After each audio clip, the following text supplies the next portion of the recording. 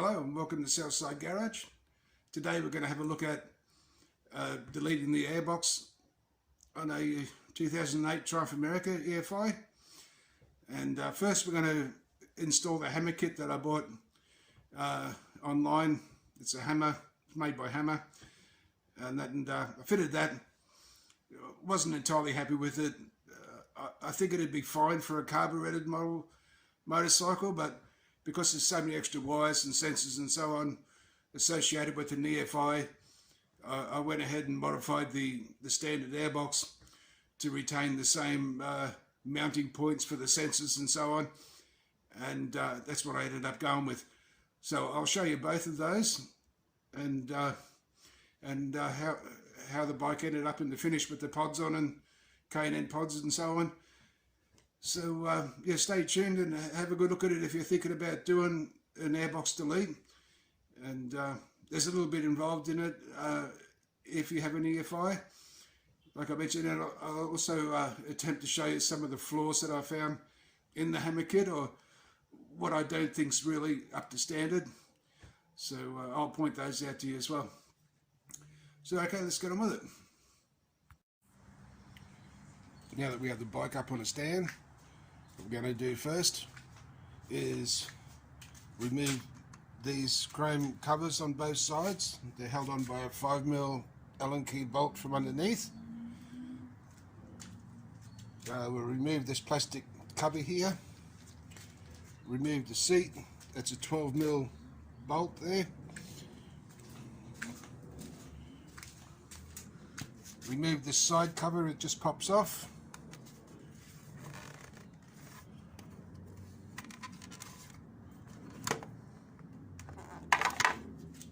Like that.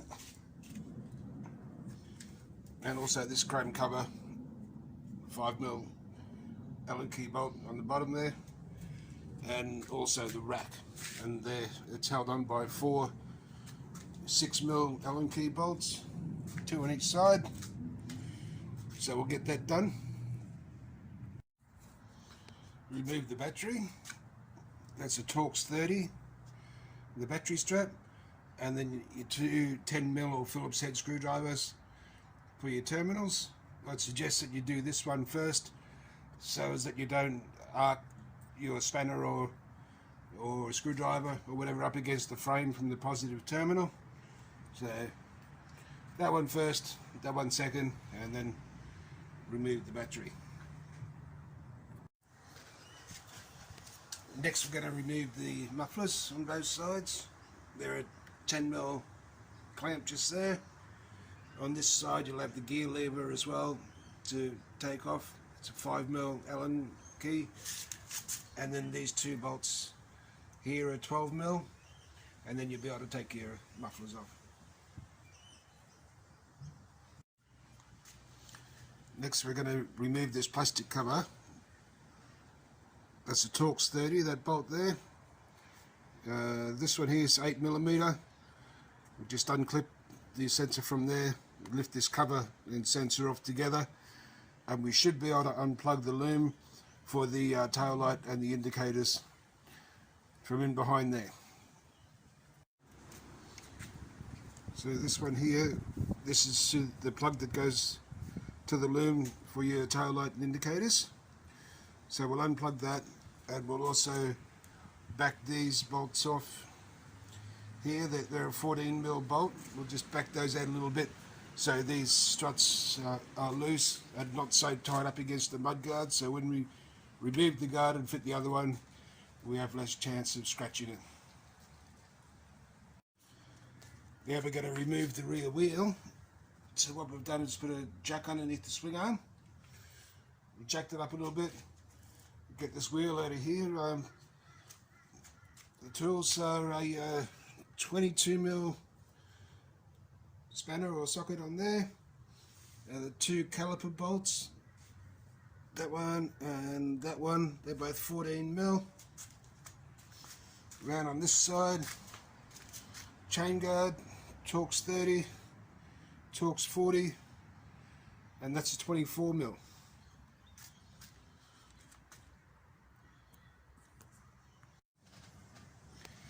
Now that the rear wheel's been removed, the next thing we'll be doing is undoing that 8mm bolt right there,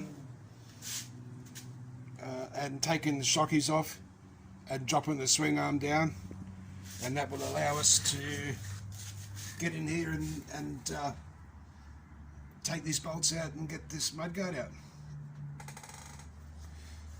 So what I'm going to do from here, because I'm going to be dropping the swing arm and the jack is underneath the swing arm at the moment, I'll jack it up a little bit higher from where it is, and then I'll place some blocks of wood between the frame rails and the stand, and then I'll remove the jack, and whilst I'm working on the mudguard and the airbox.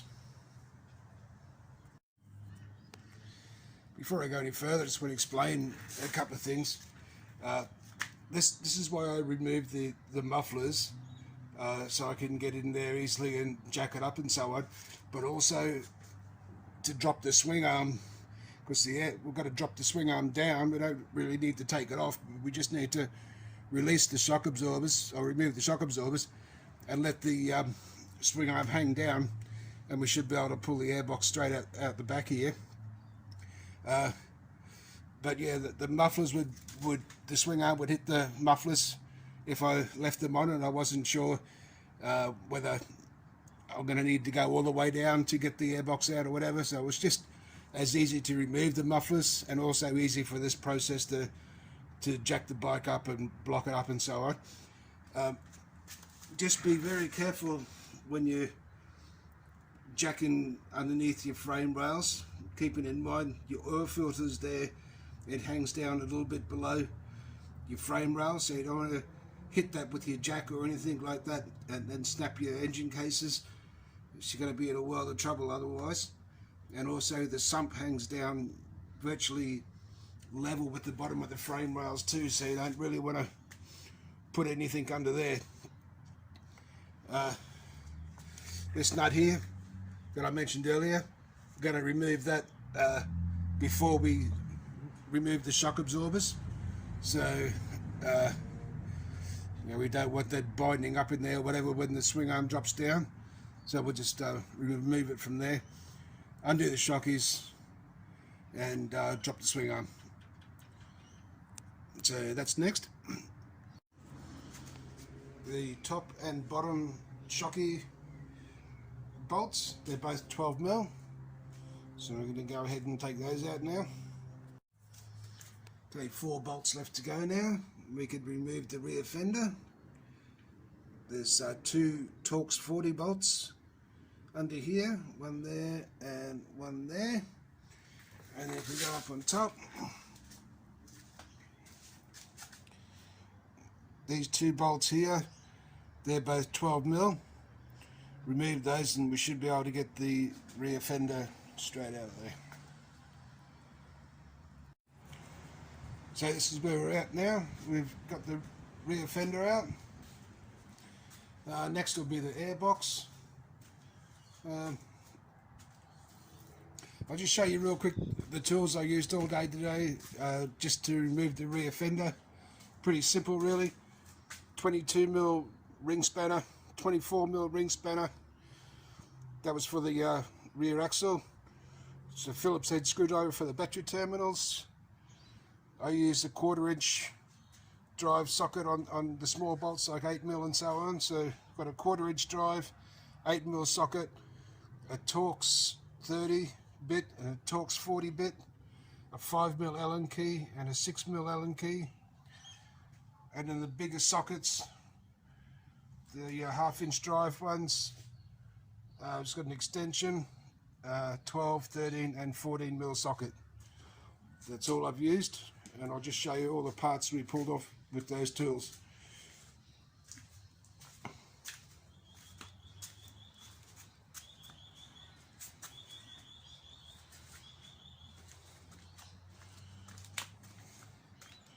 So that's everything there that we've taken off today.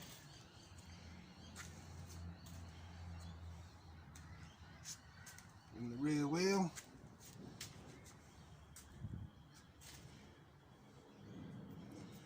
So moving on now to the airbox removal.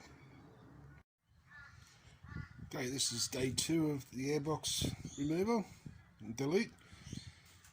Just to give you an idea where we're up to yesterday, to remove all of these parts and get the bike to this state here took me around about 2 hours, and that's with a couple of coffee breaks and a few cigarettes and whatnot. So these bikes are pretty easy to work on in comparison to a lot of other bikes that are out there. So anyway, we're going to move on now, and over this side here I'm just going to pull this rubber away from the ECU there, just to give us a little bit of wiggle room as the airbox comes out. We're going to need to unbolt these couple of sensors here. So we've got 2 bolts for this sensor. They're a 4mm Allen key. There's another little sensor beside it, with 1 bolt in it. That's also a 4mm Allen key. So we'll remove those. We'll just leave them plugged in for now, so we know where they are, but they'll be out the way. We've got our hose clamps on the front here, on the back of the throttle bodies on both sides, so we'll have to undo those. Around the other side, got our starter solenoid here. We'll just leave these cables hooked up, but I'll just unplug these small wires from there. This solenoid will then just lift up and come out the way. And then we've got this breather hose here to take off. So we'll get that done. I thought we might have been able to wiggle the airbox out from beside the ECU, but it's not actually the ECU that's the problem. It's the fuse box and the wires coming out the back of it, which you're going to hit on the airbox, stopping it from coming out. So what we're going to do is, there's a 10mm bolt right there, 2 5mm Allen keys there. We'll loosen those and see if we can bring that whole tray this way a little bit. There's the airbox in all its glory. It's finally out. I've got to admit, it was a little bit of a struggle getting it out of there. Yeah, the wires coming out of the fuse box there. And I just, I removed the bolts as I previously explained, and that just gave me a little bit of wiggle room there to pull that back so it didn't damage the wires on the way out. But just like any bike, they're a really tight fit in there, and it doesn't give you any room to route your wires properly or anything like that. Okay, just had a little bit of a clean up here before I go any further. Bit of degreaser and a rag. Next thing we're going to do is take this 12mm bolt out of the back of the tank here, lift the back of the tank a little bit and put a piece of wood under there just to hold it up a little bit, because we've got to put a throttle body support bracket on, and it goes up onto the top bar of the frame.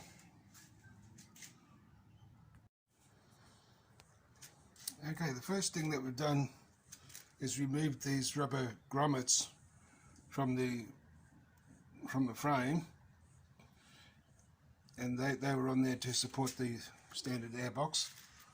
So I'm taking them off, and there's a roll pin in the kit that you drive into that hole there. So then once you've done that,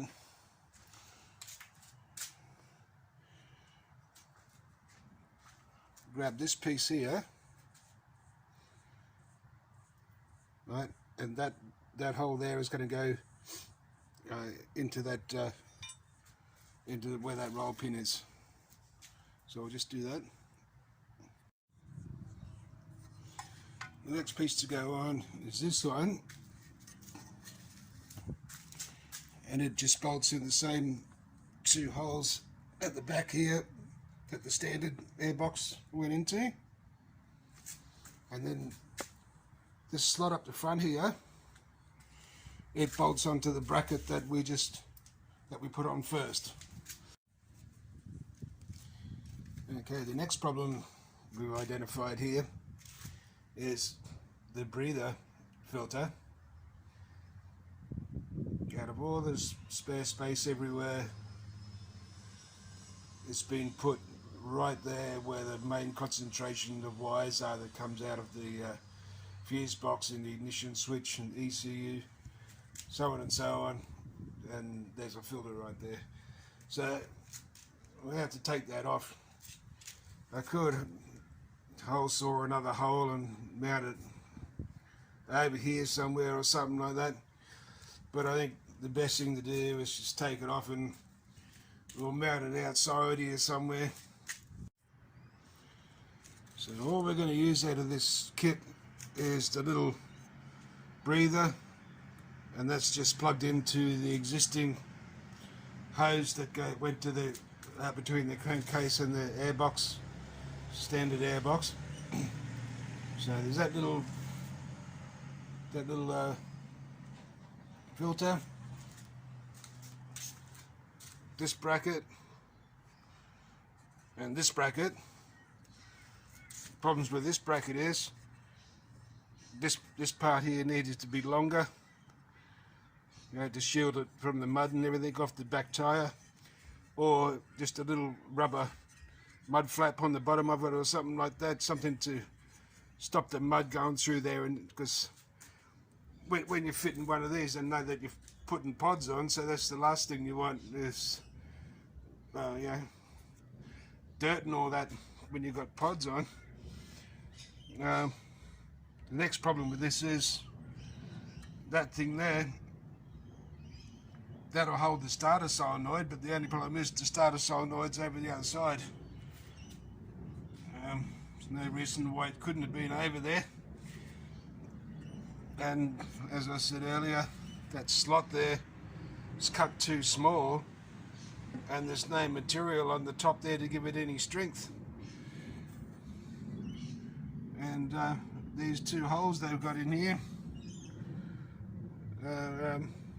yeah, not for anything, because as I was demonstrated before, the breather filter came out of there right beside the big concentration of wires. So really, to be honest with you, none of this is really any good to me, but I'm going to make it work somehow. Either that, or I'm going to have to make my own, or I could probably even make something a lot neater out of the standard airbox by trimming it all back and everything, and still retaining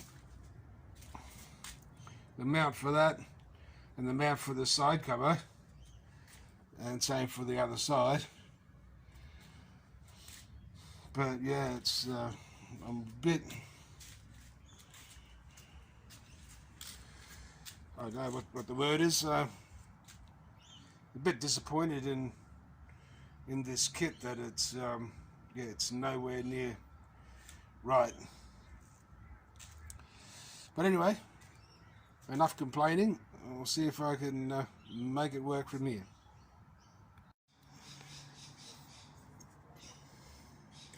You can see here where there's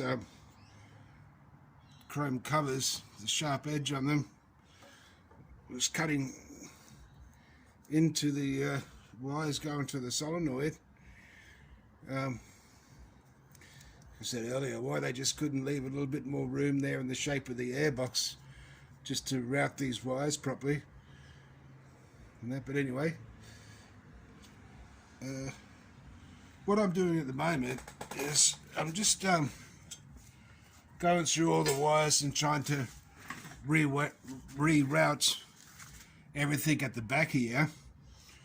I would have taken the tank off to and probably done the rest of it, but it's full of fuel, so there's 19 litres of fuel in there, and there's like a bar across the the neck there where you can't shove anything in there to siphon out, and I guess that's in there as a protection so that you can't shove anything in there and damage your fuel pump or whatever. So anyway, we're just going to do the back here and that, get it all going. I'll ride the fuel out of it, and once I've done that, I'll bring it back in, put it up on the stand, and then we'll address probably the rest of the wiring. I kind of expected that the wiring was going to be a little bit further down the track, but I'm sort of working through it now. So, well, I'm going to clean it up the best I can anyway, and then I'll group together all the wires that's not being used anymore and so on, and then we'll take it from there. Yeah, the routing of a lot of the wires is not real good. So something I've been looking forward to ever since I bought this bike is I looked at the wiring and thought, I can do a lot better than that. So anyway, so we're going to work through it and see what we come up with.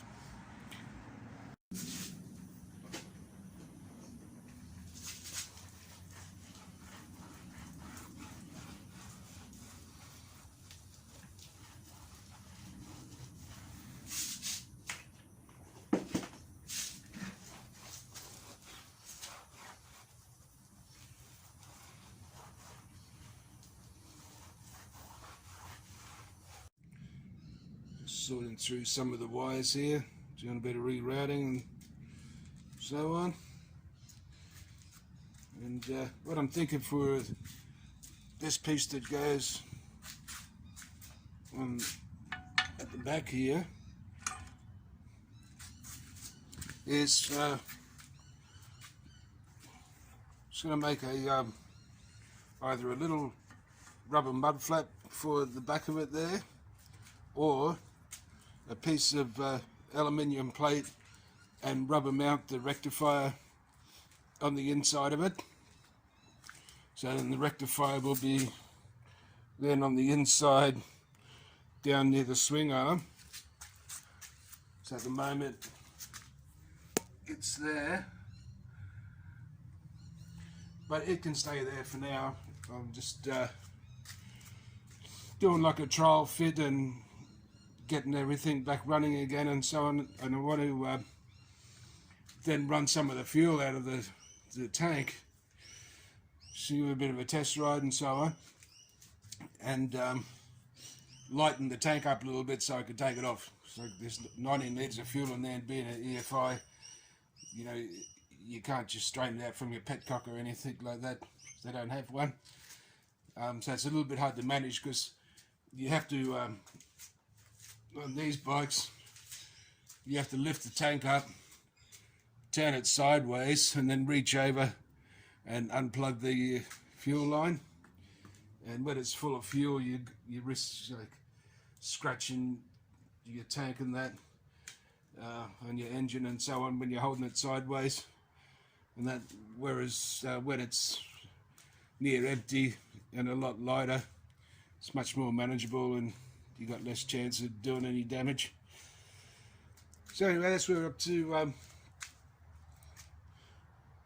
As I mentioned, rerouted a lot of wires and so on, trying to get everything away from this area here where it was around the throttle bodies, and putting it on this side of the frame down in here to clear this area up. But there's a few wiring limbs that run to a really tight spot between the engine mount and the engine, and when you undo the plugs you can't pull them through. So rather than undo all the engine mounts and everything like that and try and just move the engine 5 or 10 mil to try and get those out, I'm going to have to, I think, cut them off and put some new plugs on there. Cut the existing connectors off, pull the wires through where I want them, and then put new plugs on. Would be the easiest way. But anyway, that's what we're up to now. So what I'm going to do here is I'm going to cut this bracket off, which I assume is for the solenoid, but it's not going to really, it's not going to work right over there. So just between, there's a nick there. I'm going to cut from there into this hole here, and then nick this little piece over there, and that'll give me a bracket there. And then I'm going to mount it here, so the solenoid sits there like that. So that's the plan.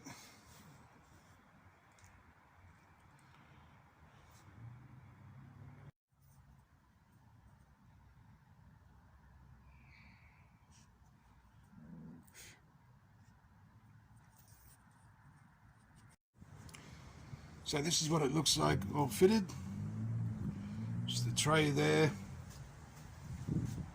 Just the left side battery.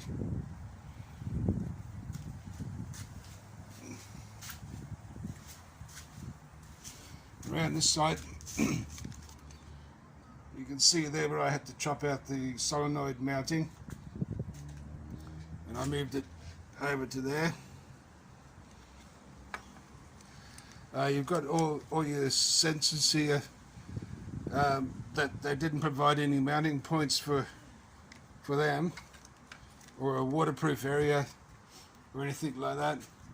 In fact, they've left this big hole right there which goes straight through to here, straight there, and all over all your wires and sensors and everything in behind there if you're riding through any rain or water or dirt or whatever. To me that doesn't make sense, but what I've thought about doing, I've just got some rubber here.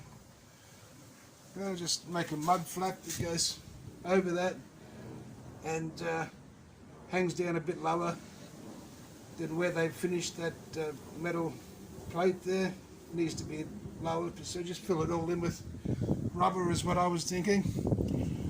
The side cover actually mounts up okay with the brackets provided, but to give it an all-over review, I would say that the kit's probably adequate for a carburetted model. What I'm going to do this afternoon, just out of curiosity, is I'm going to get the standard airbox over here and start marking it out and so on, and then do a few cuts and see if I can't make something a lot more adequate than that for free. So anyway guys, I'll keep you updated on that if I come up with anything. Otherwise, in the very, very near future, I'm going to have to start from scratch and build a brand new steel one myself out of decent gauge metal and so on, and put, don't leave big holes in the back here where water's going to come in. And at the side here, I'll put I'll put some sort of a edge around it, and that just give it as much protection and that as you can. So this is where I'm going to make the first incision on the airbox. So the plan is to retain these sensor mounting points. So cut away this material here initially.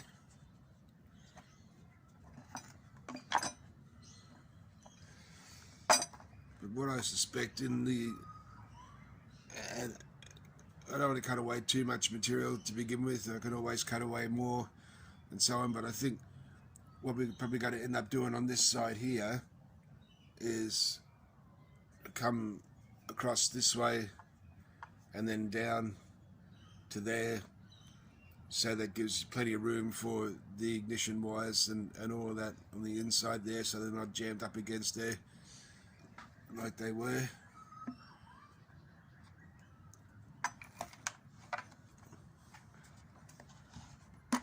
And over this side,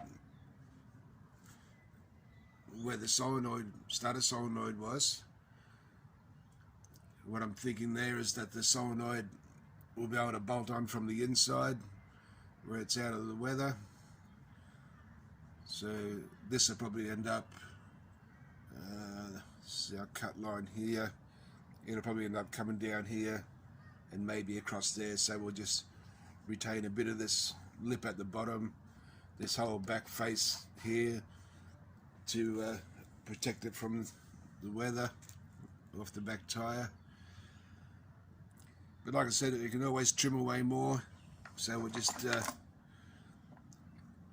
cut it like this to begin with, and we'll work on it from there.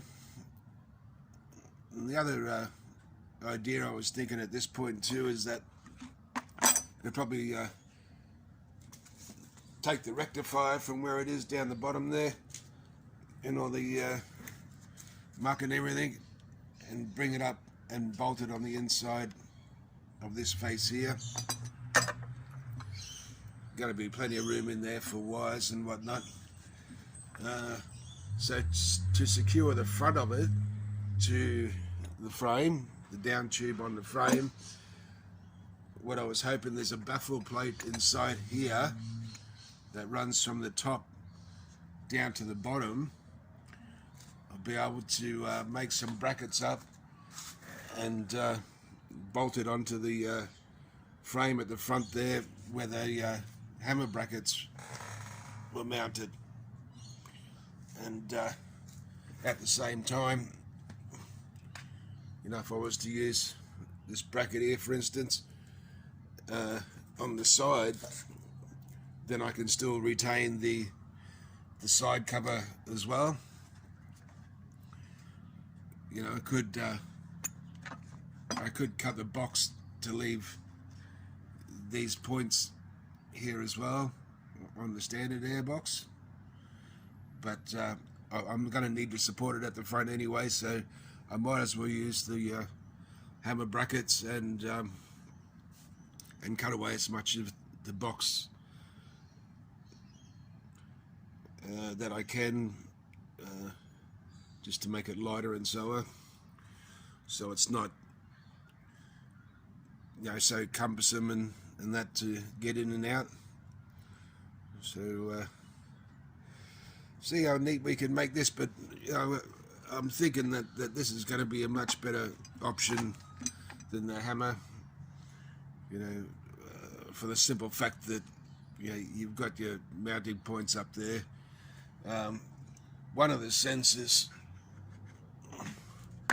bolts onto this little cubby here that went onto there, and the sensor went down, you know, to this intake. I could still do that as well if I wanted to, or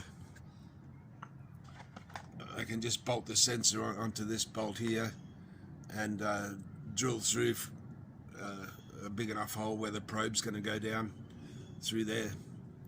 So just depending on the seat and so on, I'll have to have a look at that and see if I put the sensor there, whether it's going to interfere with the seat or anything like that. I'll have to check that out, but if it does, it's going to be no problem to make something with this.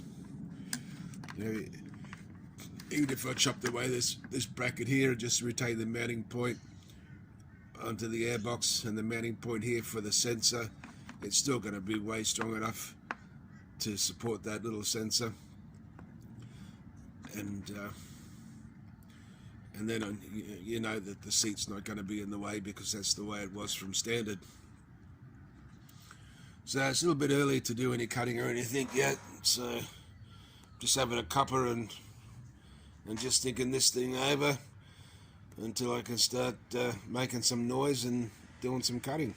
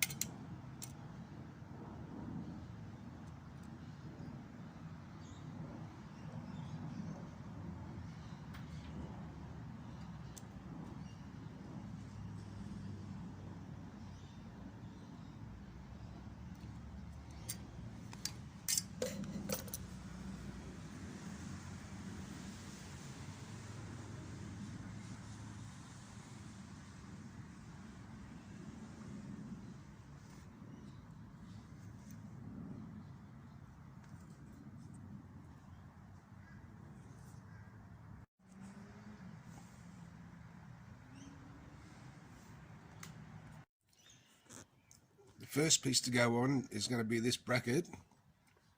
Now this bracket's going to house the two front mountings for the side cover. It's also going to give support to the pods, and it's going to support the front of the airbox, or what's left of the airbox at the front here. So this piece bolts on here through your frame. Okay, so I'll go ahead and put that on first. So this is the bracket, it's bolted in place. Next goes on the airbox. So next goes on the airbox, what's left of it.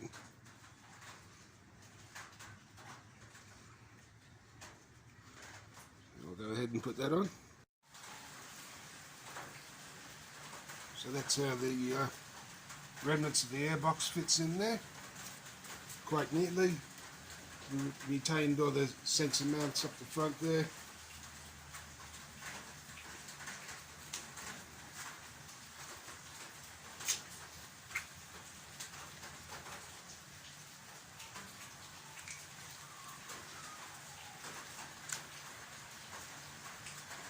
So the next thing we're going to do is mount the solenoid onto there.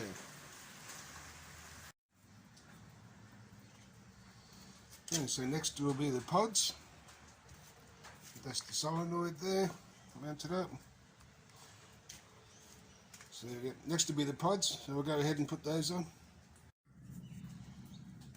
So the pods are on now. Next thing to do is join up all the wires, mount the sensors back up there in their original mountings, put the battery back in and whatnot. So I'll go ahead and do that now.